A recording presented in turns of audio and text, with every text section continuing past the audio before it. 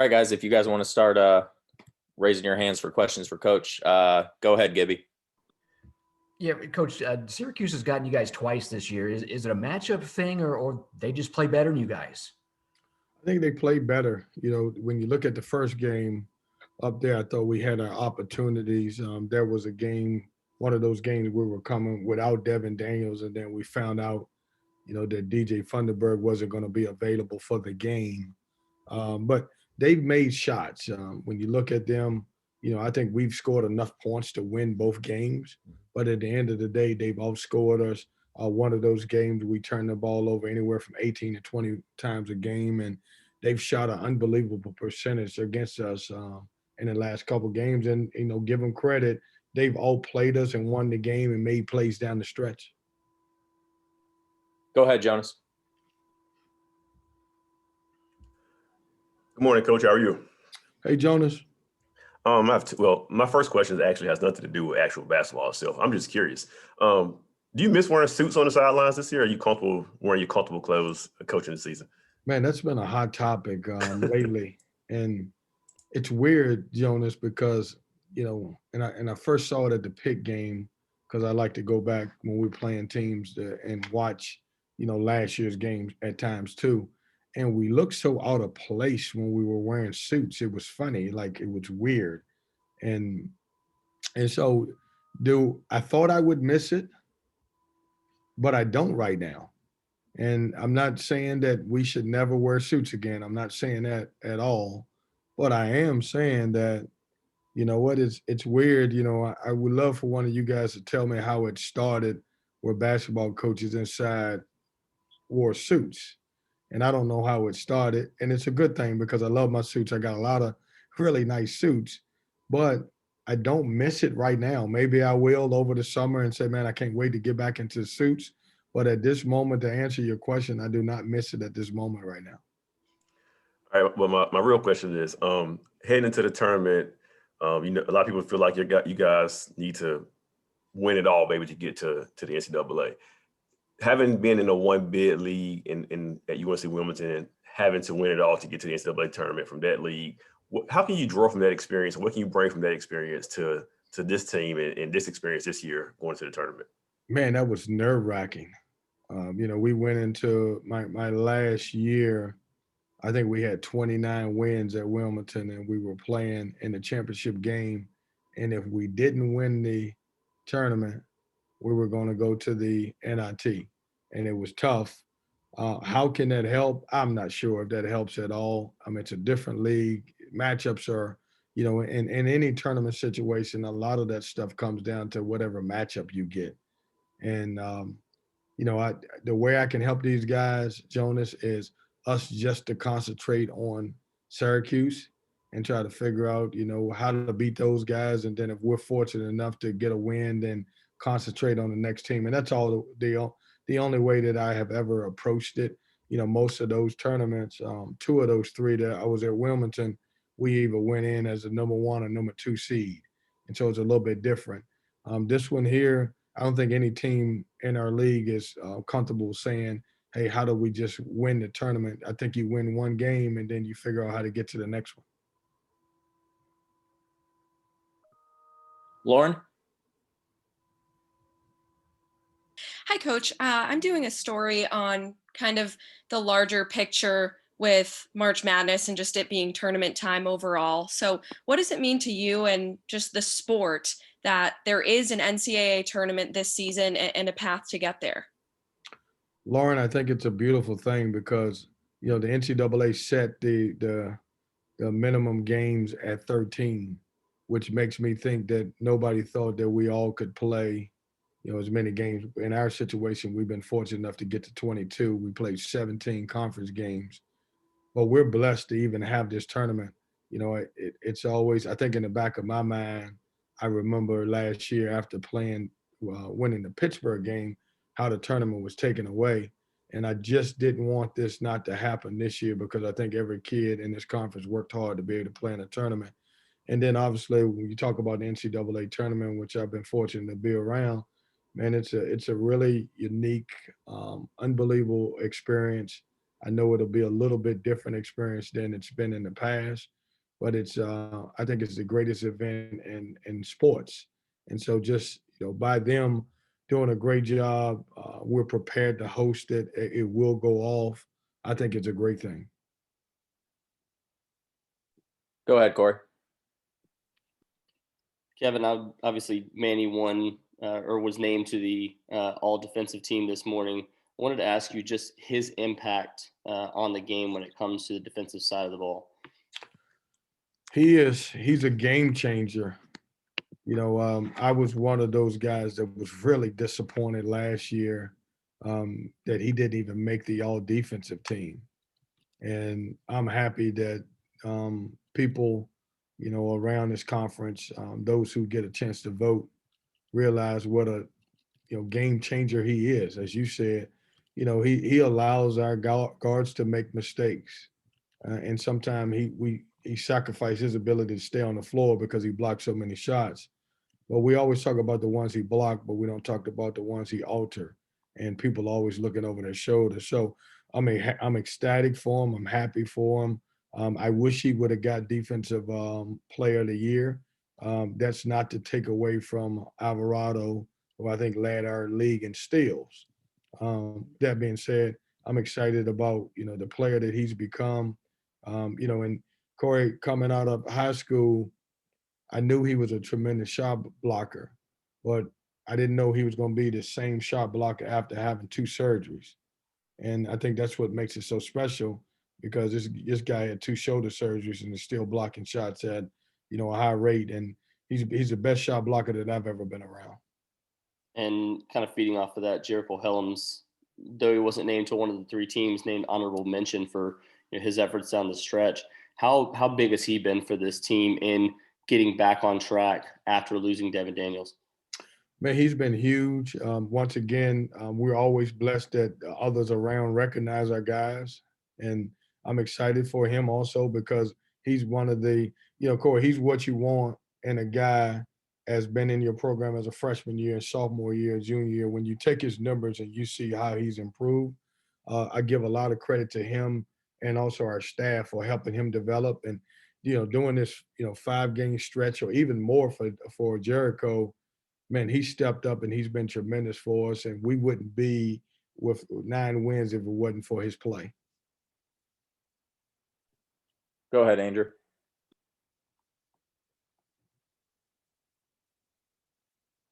Kevin, I saw where you guys did your own senior day in Reynolds the other day. Can you just kind of take me through the decision-making process for that, and how much did it mean to you to still be able to do something to honor those guys, even though that last home game was ultimately canceled? Well, Andrew, it took a lot of people to pull it off. One of them is Megan Fitzgerald, who is obviously taking another job, and Fred Demarest and Craig and their staff did a tremendous job to make this thing happen. But it was special to me. There was no way that, I was not going to let these guys be celebrated on senior day, senior night or senior day, whatever it is. And it's crazy, Andrew, because we did it at Reynolds. And one of the reasons why we did it at Reynolds is because we wanted to be able to have the big screen where we could play some videos from their parents. I thought that was really special. But man, it's crazy. Nobody was in the stands, but it was still really emotional. When you've been around some guys for 3 to 4 years, you grow a bond, and you've yelled at them, you've coached them, you've seen them get better, you've seen them mature. And, to me, man, I was still emotional about it because, we got 3 young men who all had a different path, who are all going to graduate, and that typically doesn't happen. And all have been really good for NC State. All 3 of those guys came to me basically without me even playing or coaching my first game, and that meant something to me. And Braxton Beverly, which I didn't realize until they said it, he's going to be the only guy. He's the first guy since I've taken the job that's been with me for 4 years, and that means a lot. And a lot of these guys have been, when you look back at their records, you'll look back and say, man, they were pretty successful here at NC State, and that means a lot. Go ahead, Justin. Coach, I know you said you're taking every game one by one, going to the tournament. But I'm curious from your perspective on the seeding, you avoided having to play on Tuesday, getting that bye. How important is that if you're going to make a run this week in Greensboro, particularly considering you're down to a 7-man rotation with some of the injuries that you have? Justin, that was so important. And give us credit. I give our guys credit because they put us in this situation where we didn't have to. When you look at us, you can compare whoever you want to. At the end of the day, we got 9 wins in this league, and that's pretty doggone good in comparison to everybody in the league. Some people just didn't play as many games as we played, but getting 9 wins out of 17 says a lot about our guys and the turnaround that we've had. But playing on Tuesday would have made things even more difficult than it is because we're playing 7 guys, and every now and then I'm sprinkling an 8th guy in. And, just that day is important no matter what the situation. People say, man, play on the first day and then get it out of the way. I don't agree with that. If you can get any type of bye, I think it helps. And I'm proud of our guys for putting us in that situation. I've got a quick follow-up for the matchup on Wednesday. The last 2 times you played Syracuse, their length on the perimeter seemed to give you guys some problems, and that was when you guys were playing a little bit smaller. But these last 5 games during the win streak, you've gone with a big starting lineup. How do you think that'll play in this 3rd meeting this season against the Orange? I hope it plays well. But when you look at Syracuse, man, they're playing really good basketball.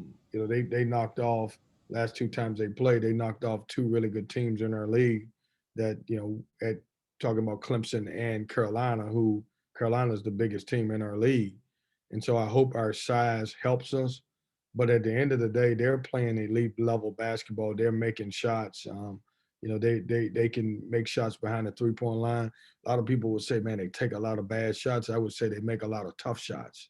And that's what they do. And then the zone is so it's tough to score against. And I know everybody looks around but when I watch tape and I look at it, everybody struggles with it because you got to be able to find some cracks in it. You got to be able to score in different ways. You got to be able to make some jump shots from the outside, got an offensive rebound it. You got to make some plays around the basket. And it's weird because they turn your post guys into your point guards because those are the guys who really have to make the plays. And that's what makes it tough. So we're playing a really good basketball team that obviously is a good basketball team, and it'll be another tough matchup for us. Thank you. Go ahead, James. Hey, Kevin. I just want to go back to the Devin Daniels injury. When that happened, I don't know if concerned is the right word, but what was your thought process on this team going forward? I mean, were you concerned with the direction of the team, losing him because he was so important to what you had? James, I was really concerned, and I was concerned because at that time we didn't have a healthy Braxton Beverly at the time that happened.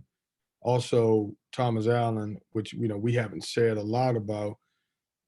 I don't know that he's ever had his ankle to 100%. And so when you talk about those 3 guys, man, those are all the experienced guys that I had on my roster. And James, this team had every opportunity just to put their head down. We had every opportunity just to make an excuse. And at the end of the day, none of that happened. And I give a lot of credit to the guys in the locker room, whether it be a Jericho Helens, whether it be a Manny Bates, Braxton Beverly, or DJ Funderburg. Those guys didn't accept, the fact that, hey, we could have said, man, we feel sorry. It's a bad year. We lost our leading scorer. Thomas Allen's gone. We're in a pandemic.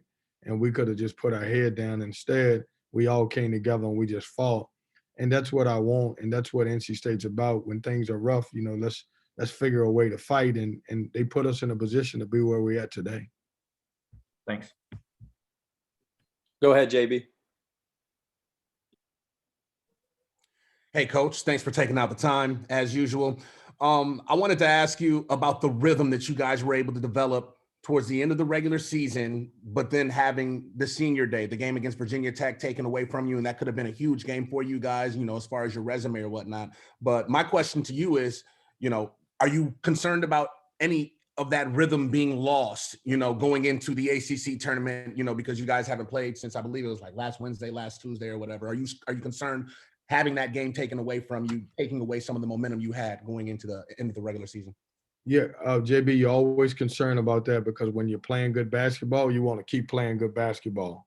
And so you just, we were hungry. We were playing good basketball. We were playing, every 2 or 3 days.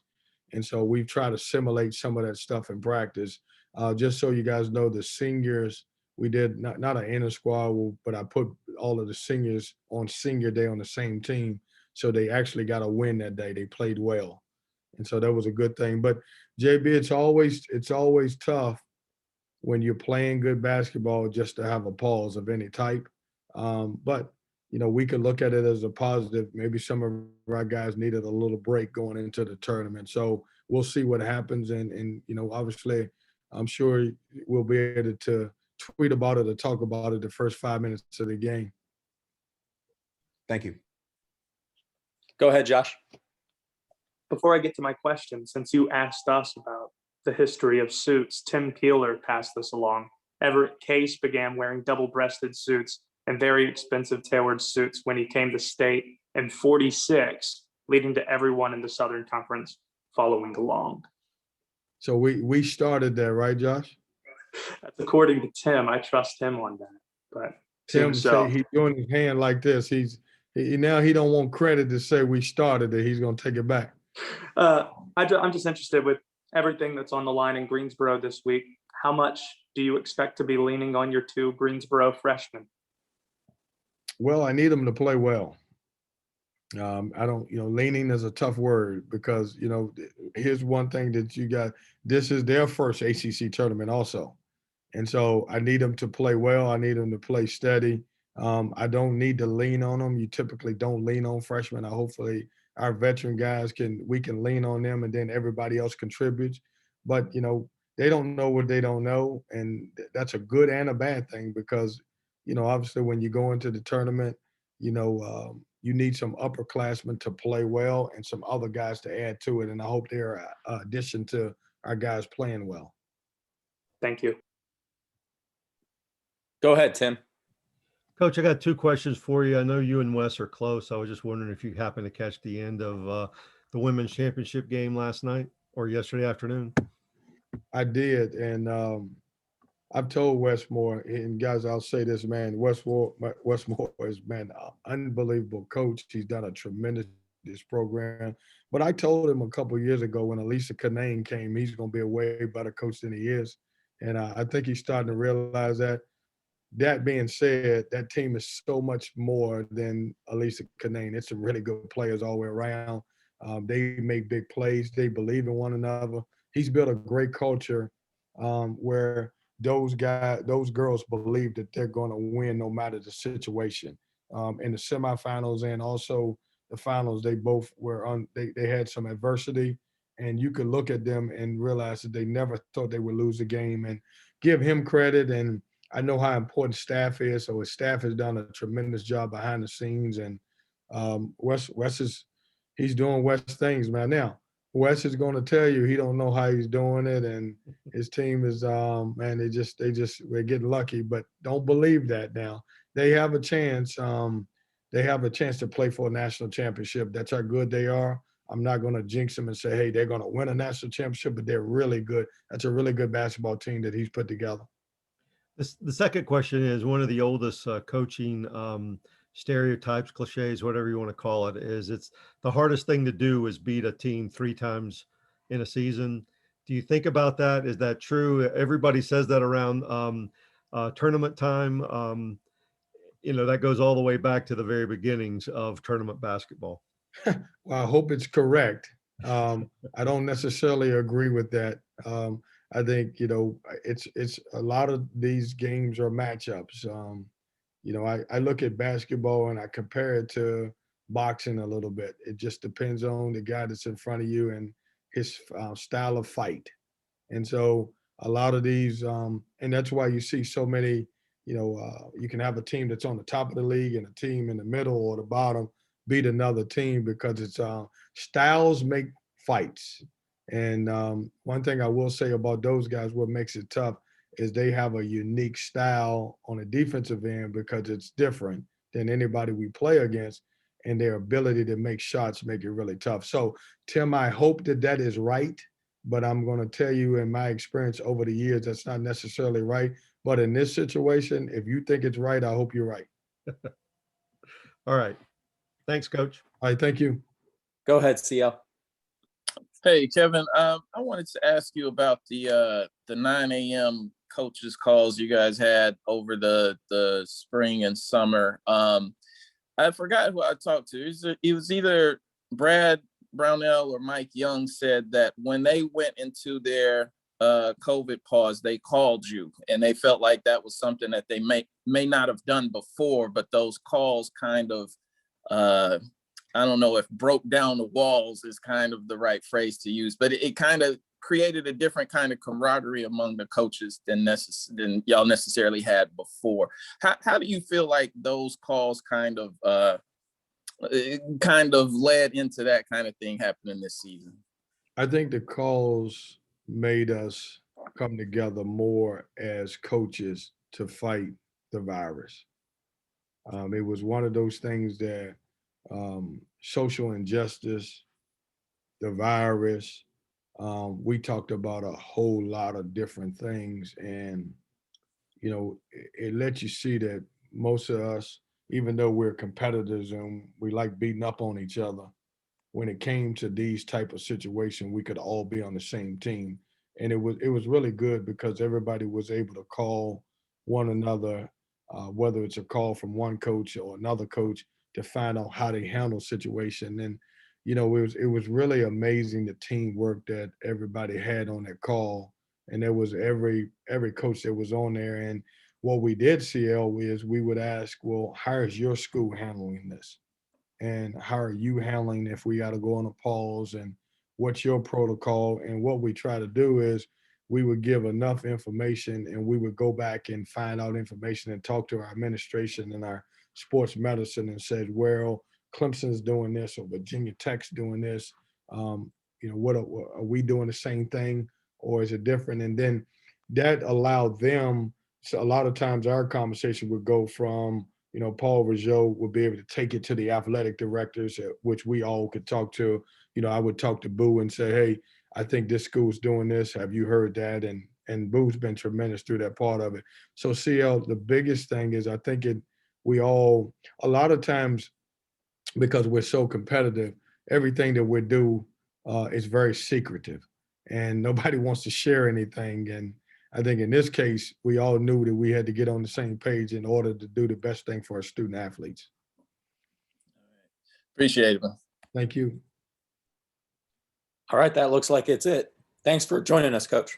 All right, guys, thanks a lot. See you guys. Are you guys able to, I don't know how this works. Are you able to come to Greensboro? Yeah. Yes. Yeah, for the most part. There are a lot of protocols though, but you'll see most of us there. We'll be there. Good. If you can't get in, blame it on Craig. I got nothing to do with it. Thank you. I'm calling you for VIP status, Coach. Hey, listen, I got limited tickets, JB, but thanks for asking. I appreciate you. Thank you, Coach. All right, see you guys. Hey,